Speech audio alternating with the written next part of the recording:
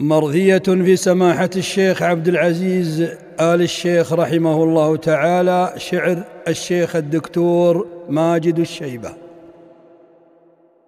رحم الإله سماحة المفتي العالم المعروف بالسمت، ما بين تعليم وتربية قضى الحياة على الهدى الثبت، داع إلى التوحيد مجتهد ومحارب الطاغوت والجبت، وفى الخطابة حقها وإذا لم يبد خير لاذ بالصمت، العابد القوام ليلته والحاج والعمار للبيت، والقارئ القرآن ختمته في ثالث الأيام بالبت. يا رب فاجز الشيخ أحسن ما جازيت يا ذا الفضل من ميت، واخلف علينا الخير إن لنا